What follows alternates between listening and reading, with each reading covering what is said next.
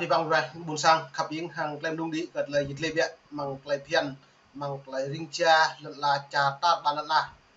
non han này lại mang thấy dội là rung cái mắt cờ pro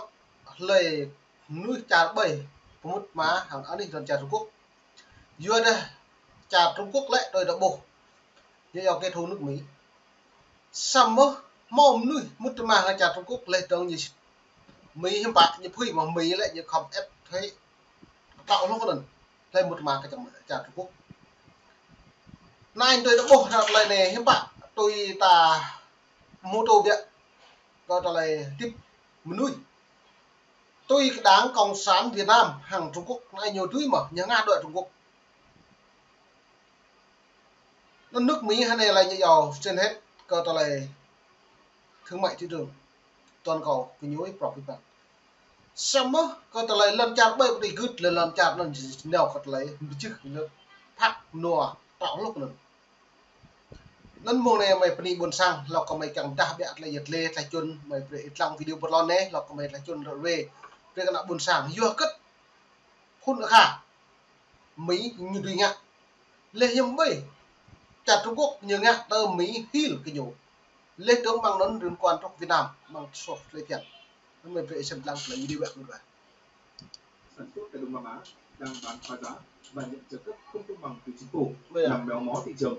Đơn kiện được khởi xướng bởi các nhà sản xuất như Hanwha Puisen Hàn Quốc, First Solar Inc Mỹ và một số công ty nhỏ khác nhằm bảo vệ hàng tỷ đô la Mỹ đầu tư mới vào sản xuất pin mặt trời tại Mỹ.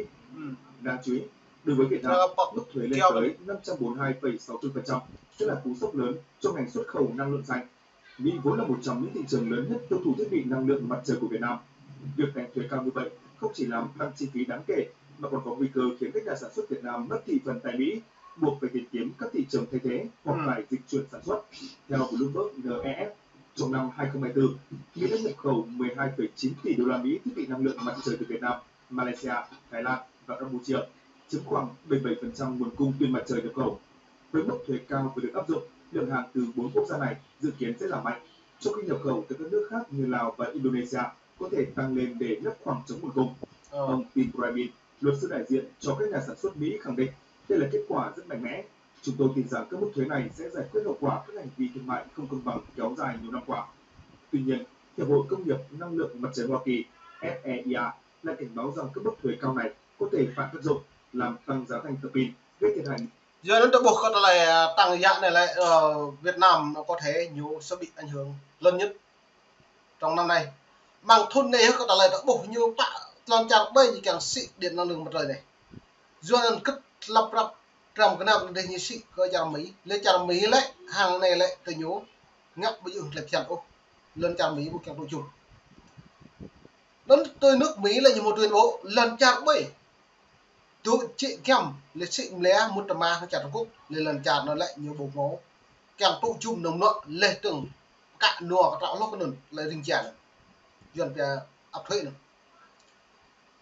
Giờ đây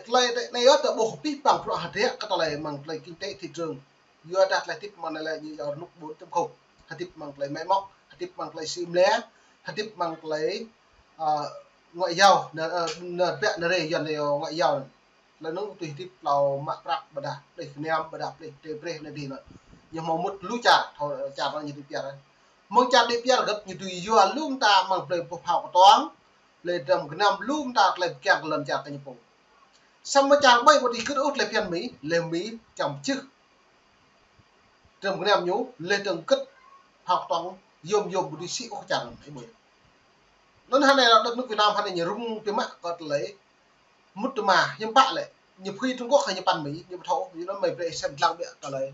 tuyên bố nước rồi là chàng Mỹ còn lời liên trả một thằng lần trả một phần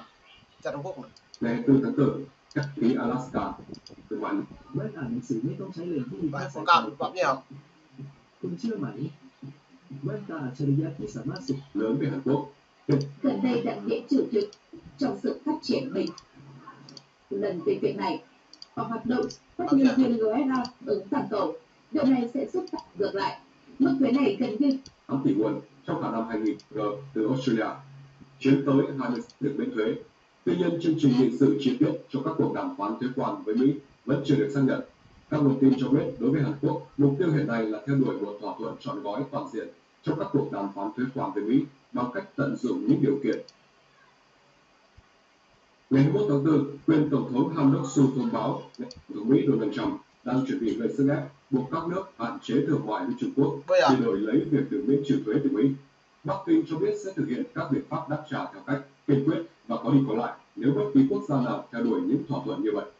Người phát ngôn Bộ Thương mại Trung Quốc nói, nhượng bộ sẽ không mang lại hòa bình, mà sự thỏa hiệp chỉ khiến người khác xem thường.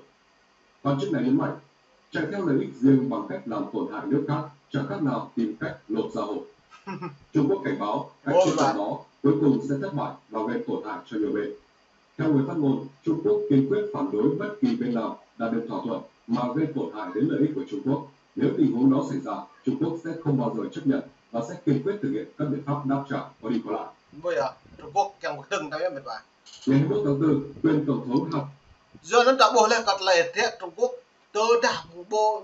đã một lại nôn lệ lung như việc đợi mình lời trả Trung Quốc lệ trường Trung Quốc sẽ màu đáp trả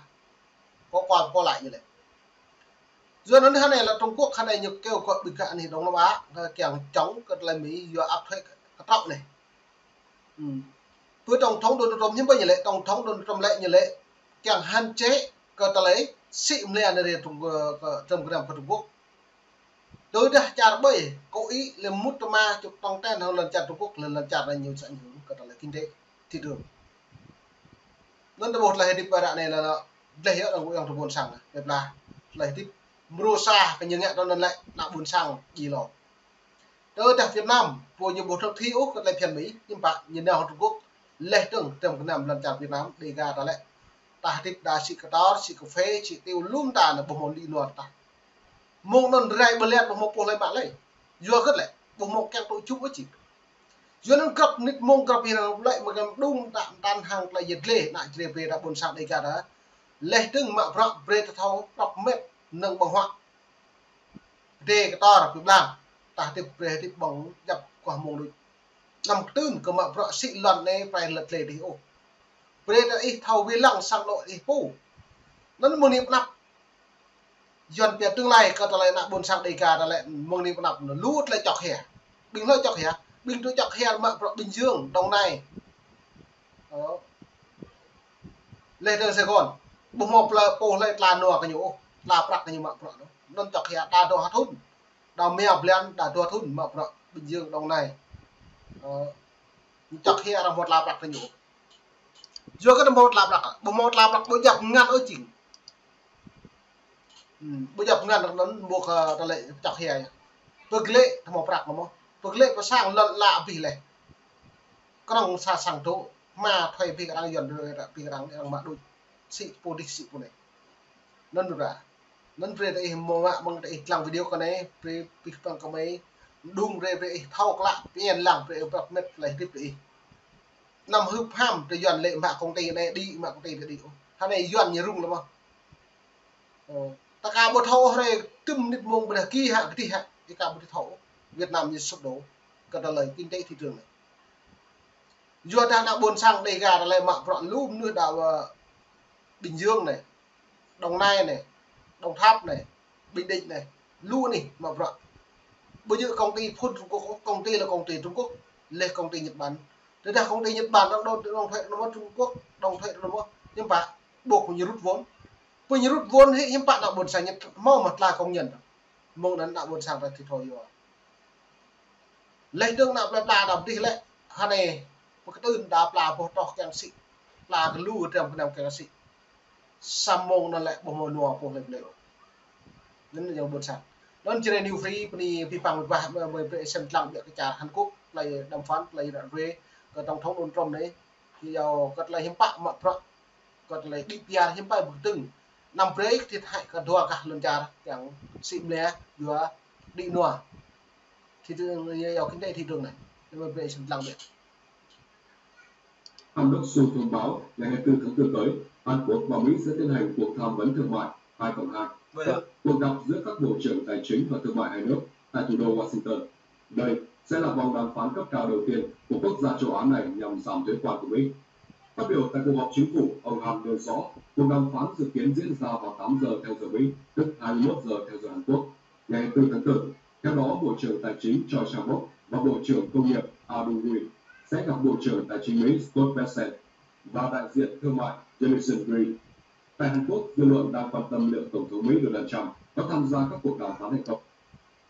Do nên hai này bộ Hàn Quốc một lời rung rằng lên lại bùa cần lại hiếm bạ từ tổng thống Donald Mỹ nhưng họ tham gia hạt lại đàm phán giá thị trường có trở lại nông nợ lên tục chia này ni buôn sang thập những mầm nhật môn tức mình đung đi lại chơi new free gặp fremo thứ đã buôn sang đây cả xem lăng lại pro rút lại rung một đại doan vật đã buôn sang đây cả ta muốn đi gặp người bạn muốn đi buôn sang thập